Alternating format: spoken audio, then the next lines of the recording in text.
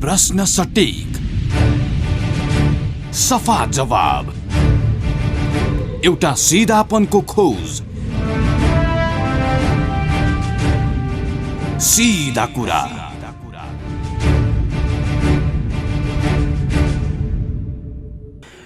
नमस्कार, कार्यक्रम सीधा कुरामा स्वागत छ। म कृष्ण तिमल Sinha. Capital FM 92.4 megahertz Kathmandu, पूर्वी नेपालमा रेडियो सारङ्गी 101.3 मेगाहर्ज मोरङ, पश्चिम नेपालमा रेडियो सारङ्गी 93.8 मेगाहर्ज पोखरा लगायत देशका विभिन्न एफएम स्टेशनबाट एकैसाथ प्रसारण भइरहेको सीधा कुरा तपाईँ www.cfmonia.com र www.radiosarangi.com बाट पनि संसारभर एकैसाथ सुनिरहनु भएको छ।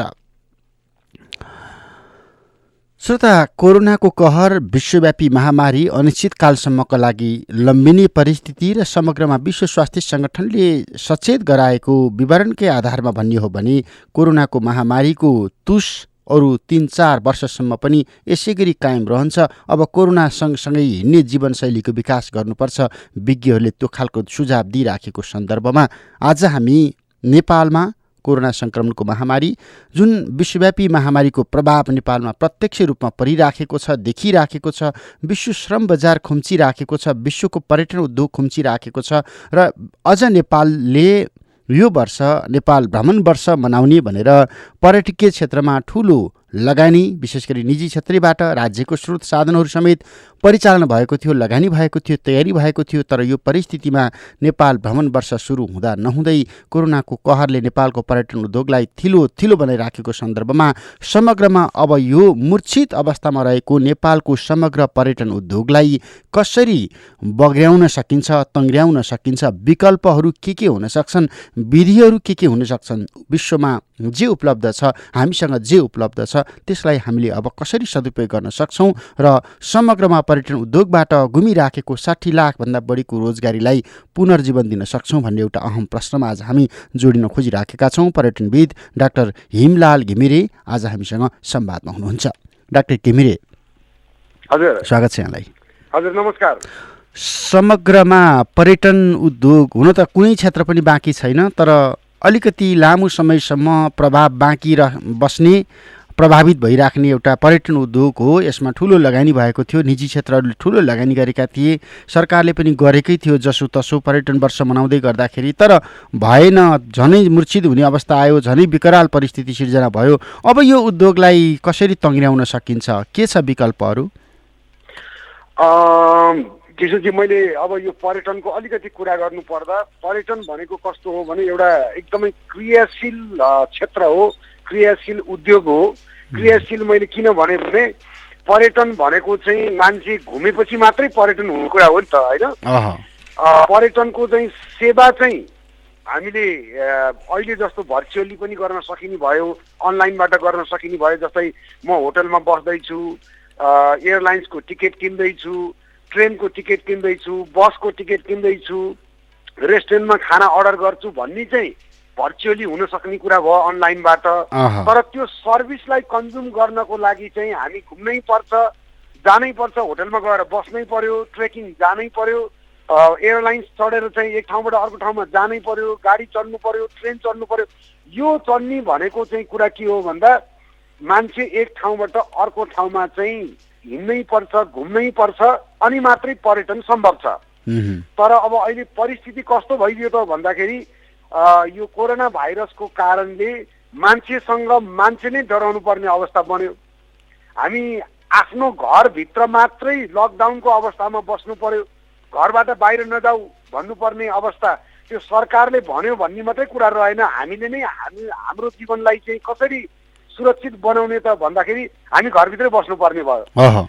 अनि चाहेको कुरा खान नपाइने भयो, चाहेको ठाउँमा जान नपाइने भयो। आफ्नै परिवारको सदस्य घरभित्र बस्ने बाहेक छिमेकीलाई भेट्न पाइएन, साथीभाइलाई भेट्न पाइएन, अलिकति परको मान्छेलाई भेट्न जान पाइएन। हामी भनेपछि त यो चाहिँ पर्यटनको एकदमै थोरैभन्दा थोरै गतिविधि पनि बन्द भयो, ट्राभल नगरेसम्म।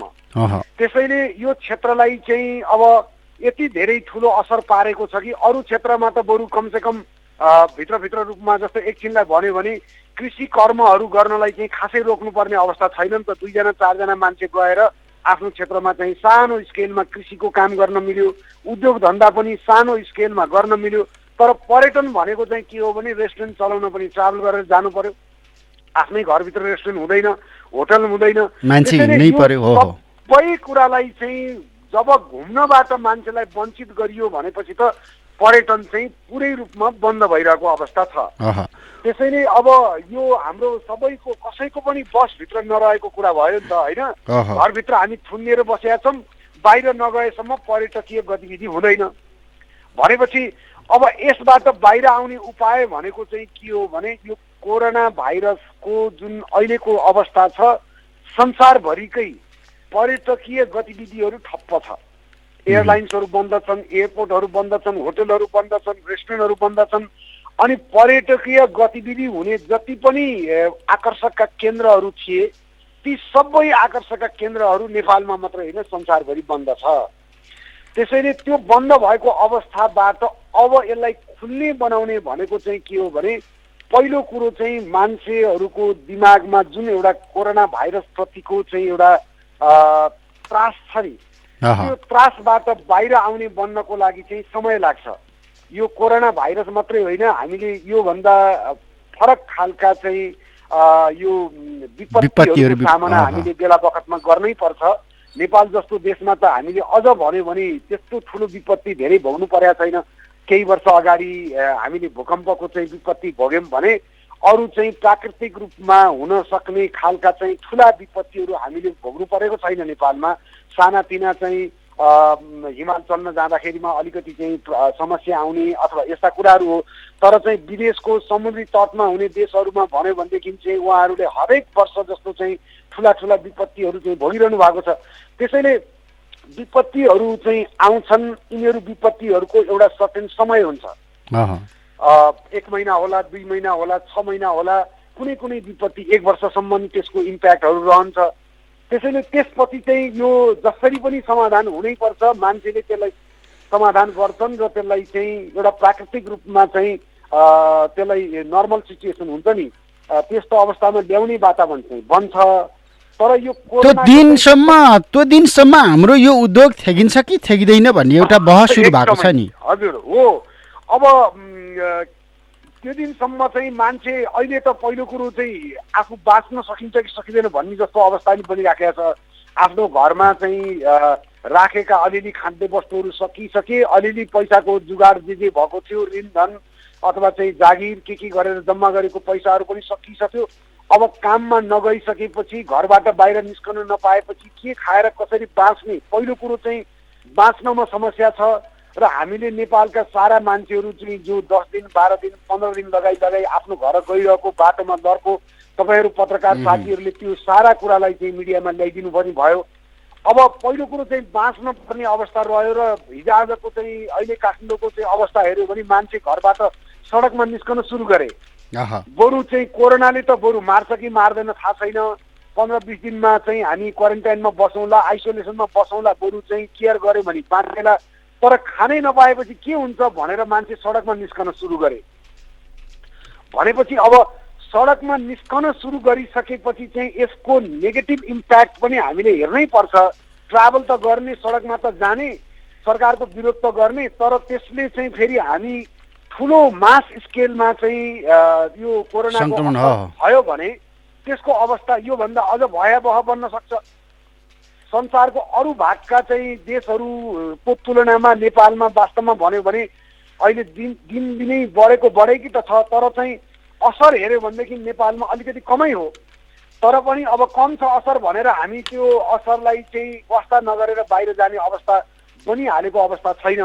तर त्यसको प्रिकसनहरू चाहिँ लिन जरुरी छ कि हामीले सोसियल डिस्टेन्सिङ मेन्टेन गर्ने, जुन चाहिँ सामाजिक दूरी कायम गर्ने कुराहरू छ, सेनिटाइजरहरू प्रयोग गर्ने कुरा छ, मास्कहरू लगाउने कुरा छ, ती जम्मै त हामीले गर्नै पर्यो। किनभने पहिलो कुरो पर्सनल सेफ्टी रह्यो, अनि त्यसपछि बल्ल समुदायको हाम्रो व्यवसायको सेफ्टीको कुरा रहन्छ।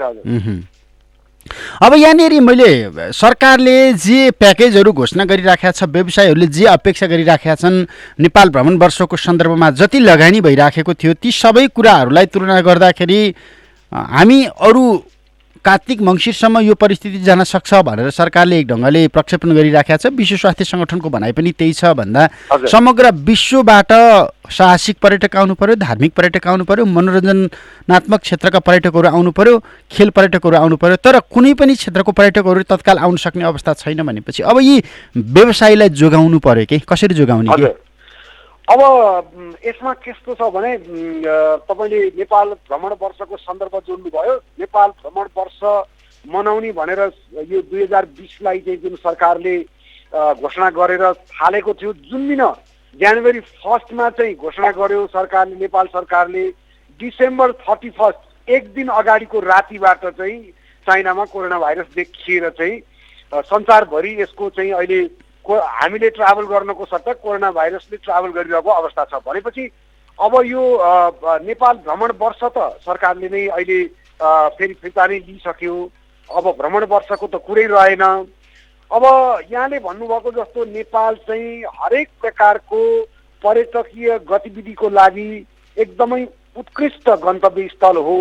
यो चाहिँ सायद त्यो साहसिक भनौँ होइन, बन्जी जम्पहरू, ऱ्याफ्टिङहरूदेखि लिएर एलिफेन्ट राइडिङहरूदेखि लिएर चाहिँ यो साहसिक पर्यटन एउटा पार्ट रह्यो भने सांस्कृतिक धार्मिक रूपमा पनि नेपाल एकदमै संसारभरि यो पर्यटनको लागि पनि प्रख्यात छ।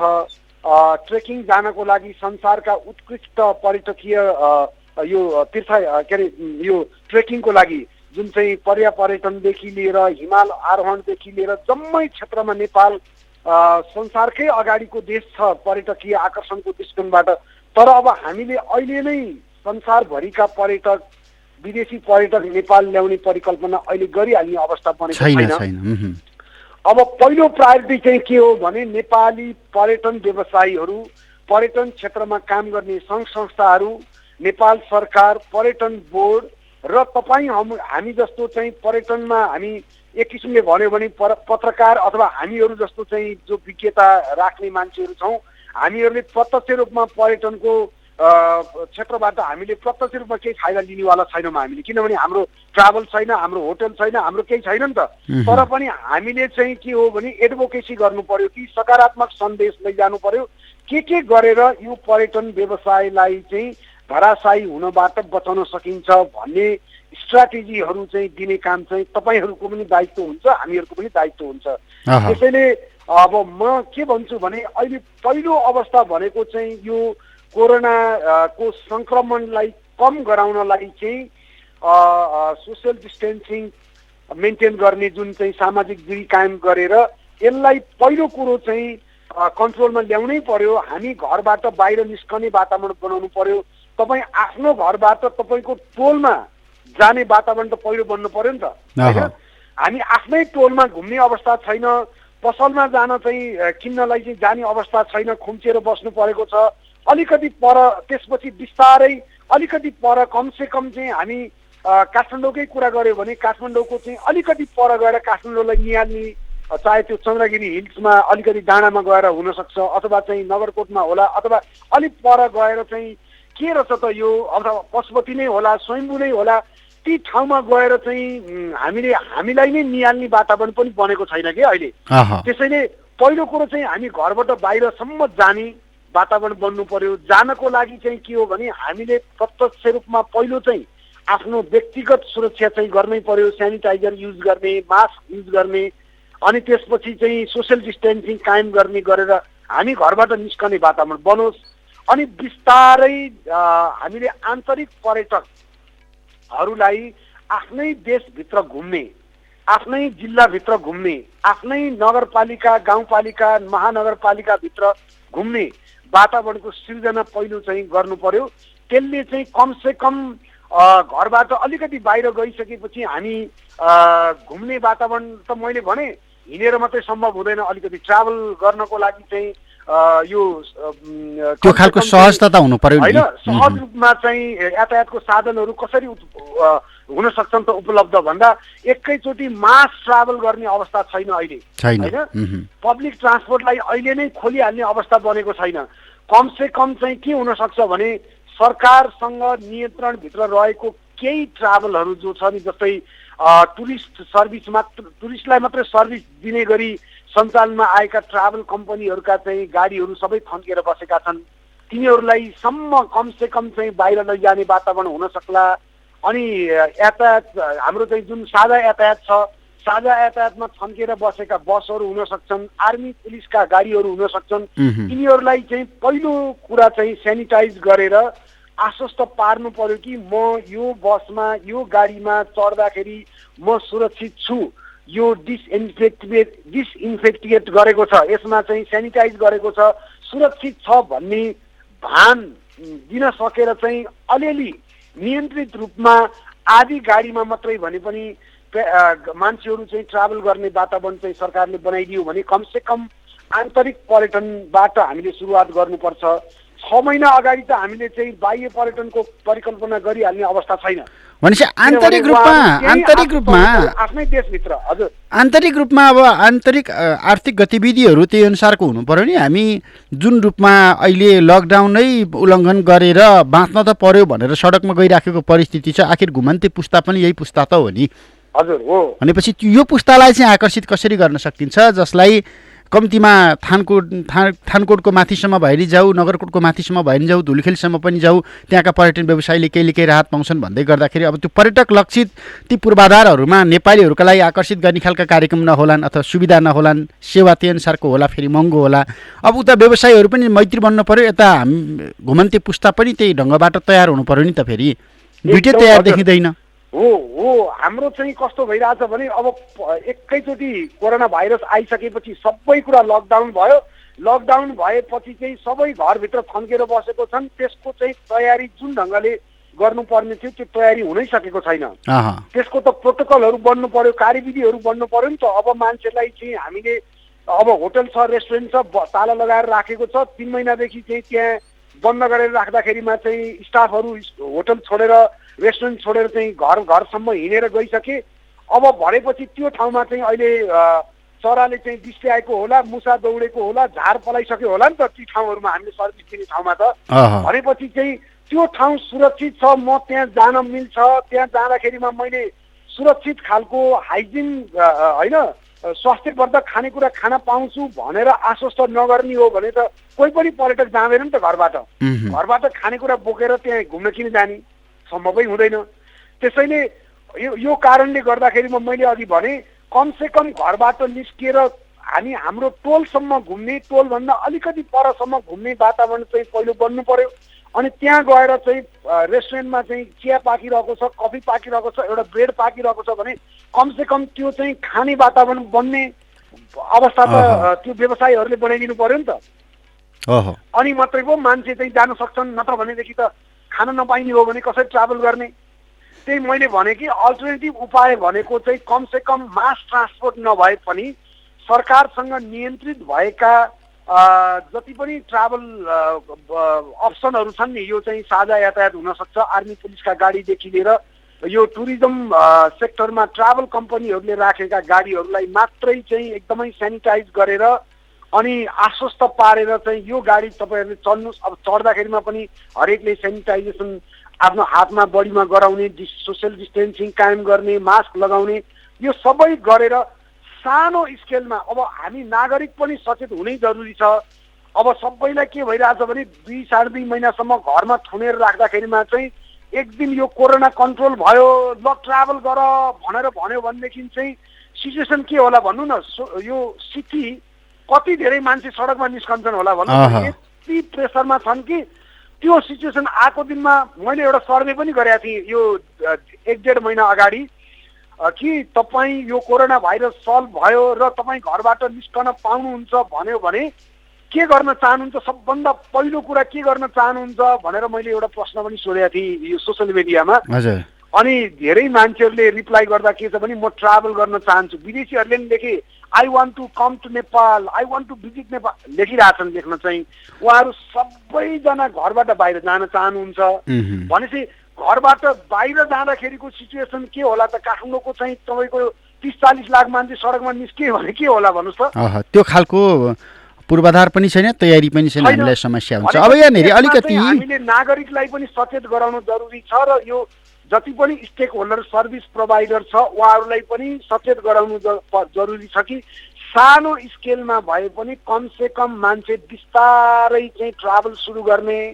अब रेस्टुरेन्टहरूले के आश्वस्त पार्न सक्छन् भने रेस्टुरेन्टले कमसे कम मेरो रेस्टुरेन्टसम्म आएर प्याक गरेको खानेकुरा लिएर आफ्नो घरसम्म जाने वातावरण हामी बनाउँछौँ भनेर उहाँहरूले आश्वस्त गर्नु पर्यो नि त त्यो रेस्टुरेन्टलाई बचाउनको लागि त परेन? पर्यो। भनेपछि अब सानो स्केलमा रेस्टुरेन्टसम्म जाने वातावरण सरकारले चाहिँ अलिअलि मान्छे ट्राभल गर्न दिनु पर्यो र रेस्टुरेन्टले आफ्नै रेस्टुरेन्टमा नखाए पनि त्यहाँ भएको खानेकुरा घरमै लगेर खाने वातावरण चाहिँ बनाउने गरी सानो स्केलमा उहाँहरू अब आत्तिनु भएन।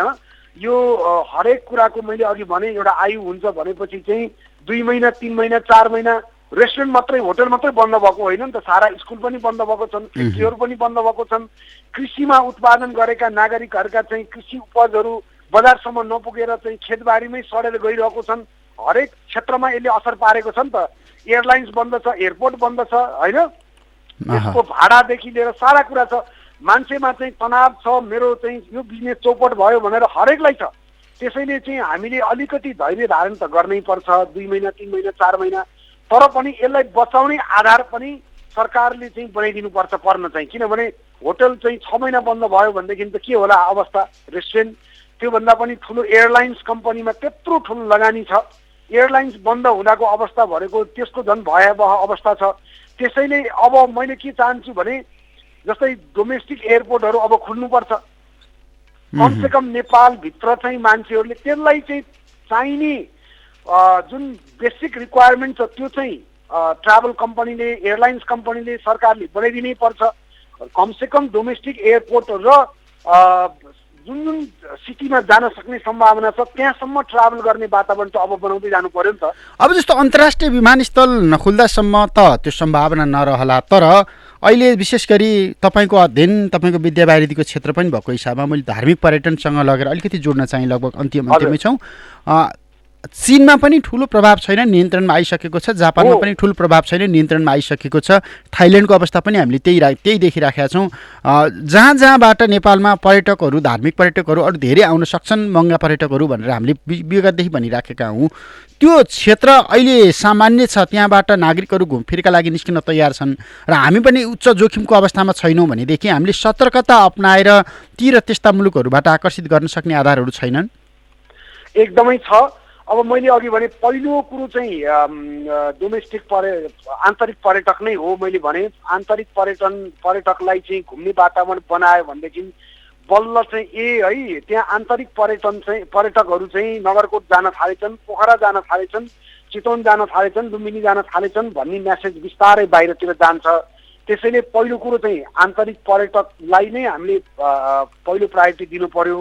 त्यसपछि दोस्रो भनेको चाहिँ क्षेत्रीय पर्यटन हो। क्षेत्रीय पर्यटनभित्र चाहिँ एउटा समस्या के छ भने इन्डिया चाहिँ अहिले पछिल्लो समयमा एकदमै धेरै मात्रामा यो कोरोनाको असर भइरहेको देश भइराखेको छ। त्यसैले इन्डियन पर्यटकलाई भन्दा पनि तपाईँले भन्नुभएको जस्तो चाइना चाहिँ अलमोस्ट कन्ट्रोल भएर त्यहाँ चाहिँ नर्मल सिचुएसन आइसकेको छ। चाइना होला, थाइल्यान्ड होला होइन, जापान, कोरिया, यो देशहरू जहाँ उहाँहरूले कोरोनाबाट चाहिँ एक किसिमले मुक्ति पाइसक्नु भएको छ भने उहाँहरूबाट हामीले सिक्ने धेरै कुराहरू छ। त्यहाँ चाहिँ स्कुल कलेज खुले, रेस्टुरेन्ट खुले, एयरलाइन्स खुले भनेपछि चाहिँ त्यहाँका मान्छेहरूसँग हामीले हाम्रा यहाँका पर्यटन व्यवसायले, सरकारले इन्टरेक्सन गर्नु पर्यो। के स्ट्राटेजी तपाईँहरूले अप्नाउनु भयो?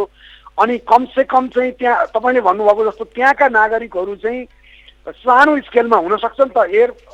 त्यो हवाई जहाजमा पनि 200-300 जना चाहिँ पेसेन्जर राखेर फुल क्यापासिटीको हवाईजहाज उडाउने अवस्था छैन अहिले भनेदेखि कमसे कम आधा मात्रै प्यासेन्जर भने पनि बोकेर त ल्याउन सकिन्छ नि होइन। त्यो ल्याउने अवस्थाबाट चाहिँ अब अलिकति काम चाहिँ गर्नै पर्छ। अन्तर्राष्ट्रिय विमानस्थल पनि खुल्नुपर्छ र जुन देशहरूमा चाहिँ यसको असर कम हुँदै गएको छ, सल्भ भइसकेको छ, त्यहाँका नागरिकहरू चाहिँ बिस्तारै आउने वातावरण बनाउनै पर्छ। त्यसैले मैले के भन्छु भने अमेरिकाको अथवा युरोपको, अस्ट्रेलियाको जो धेरै 1 दिन 2 दिन 1.5 दिन लगाएर चाहिँ त्यहाँदेखि ट्रान्जिटमा बसी आउने पर्यटक छ, उहाँहरू आउने वातावरण बन्नलाई चाहिँ 6 महिना 1 वर्ष 2 वर्षै लाग्छ। त्यसमा हामीले चाहिँ बिस्तारै उहाँहरूसँग नेटवर्क चाहिँ कायम राख्नु पर्यो, आफ्नो मार्केटिङ गर्ने, के गर्ने, यहाँका सकारात्मक सन्देशहरू उहाँहरूलाई बताउने चाहिँ गर्दै जानु पर्यो। पहिलो प्रायोरिटी भनेको चाहिँ आन्तरिक पर्यटनबाट सुरु गर्ने र यो रिजनल जुन चाहिँ क्षेत्रीय पर्यटकहरू छन् उहाँहरूलाई नै आकर्षित गर्नुपर्छ। र यहाँले भन्नुभएको जस्तो चाहिँ यो धार्मिक पर्यटन भनेको एउटा यस्तो क्षेत्र हो जुन क्षेत्रमा चाहिँ पर्यटकहरू के चाहन्छन् भने अब हरेक धर्मको एउटा एउटा विश्वास छ। जस्तै भिजिट मक्का एन्ड डाई भन्ने खालको चाहिँ यो मुस्लिमहरूको के छ, मक्का भ्रमण गर, त्यहाँ गएर मरे पनि केही फरक पर्दैन भन्ने विश्वास छ। हाम्रो हिन्दू धर्ममा, बौद्ध धर्ममा पनि के छ भने तीर्थयात्रामा जाँदाखेरि चाहिँ यदि त्यहाँ कथम कदाचित कुनै घटना घट्यो भने पनि यो चाहिँ मुक्ति पाइन्छ भन्ने खालको चाहिँ मान्यता छ नि त। त्यसले गर्दाखेरिमा मान्छे चाहिँ सानोतिनो कुराले चाहिँ त्यहाँ ती क्षेत्रहरूमा भ्रमण गर्नलाई डराउँदैनन्। त्यसैले अब नागरिकहरूलाई चाहिँ कमसेकम हामीले तीर्थयात्राको रूपमा, धार्मिक यात्राको रूपमा मात्रै सुरु गऱ्यौँ भने पनि यो पर्यटनलाई चाहिँ बचाउन सकिन्छ। तर यसको अर्को एउटा पाटो के छ भने तीर्थयात्रा, धार्मिक यात्रा भन्यो भने त्यहाँ चाहिँ मास स्केलमा पर्यटकहरू जान्छन्, फेरि थोरै सङ्ख्यामा जान्छन्। व्यवस्थापनको लागि त्यो अनुसारको तयारी हुनु पर्यो। हो, र्याफ्टिङ जाने भन्यो भनेदेखि चाहिँ थोरै सङ्ख्यामा जान्छन्। एभरेस्ट चढ्न जाने भन्यो भने वर्षभरिको पर्यटक कति हुन्छ त? 2000-4000 हुन्छ एभरेस्ट जाने मान्छे, त्योभन्दा धेरै हुँदैनन्। त्यसैले त्यहाँ चाहिँ हामीले व्यवस्थापन गर्न सजिलो छ।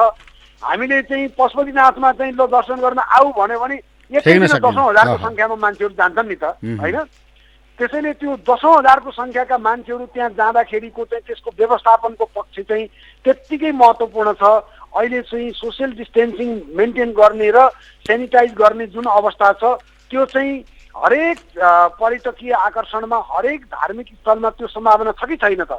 त्यसैले अब उहाँहरूलाई इम्पावरिङ गर्न चाहिँ एकदमै जरुरी छ। हुन्छ, भनेपछि हामी आन्तरिक रूपमा हामीसँग जे उपलब्ध छ त्यसलाई सदुपयोग गर्नु पर्यो, परिचालन गर्नु पर्यो, त्यो अनुसारको तयारी गर्नु पर्यो। सरकारले पनि, व्यवसायीले पनि, निजी क्षेत्रले पनि, सबैले एकदमै तयारी गर्नु पर्यो र आश्वस्त गराउनु पर्यो मान्छेलाई कि तपाईँ मेरो होटलमा आउन मिल्छ, मेरो रेस्टुरेन्टमा आउनुपर्छ, यो क्षेत्रमा तपाईँले भ्रमण गर्न मिल्छ, तपाईँलाई हामी सुरक्षाको ग्यारेन्टी गर्छौँ, स्वास्थ्यको ग्यारेन्टी गर्छौँ भन्ने गरी व्यवसायमा लाग्ने मान्छेले चाहिँ यो एउटा अवसर पनि हो उहाँहरूको लागि कि हिजो चाहिँ यसलाई विज्ञापन गर्नको लागि, प्रमोसन गर्नको लागि अरू क्षेत्रमा उहाँहरूले चाहिँ खर्च गर्नुहुन्थ्यो होला, पैसा छुट्याउनुहुन्थ्यो होला। अब चाहिँ के हो भने व्यक्तिगत सुरक्षामा उहाँहरूले चाहिँ खर्च छुट्याउन जरुरी भयो कि अब तपाईँहरूलाई सुरक्षित गराउनको लागि, स्वास्थ्यवर्धक खानेकुरा दिनको लागि, तपाईँको सुताई बसाई सुरक्षित गराउनको लागि हामीले यो किसिमको तयारी गरेका छौँ है भन्नु पर्यो। हुन्छ हुन्छ हुन्छ डाक्टर घिमिरे, समय सकिएको छ। समय र संवादका लागि धन्यवाद।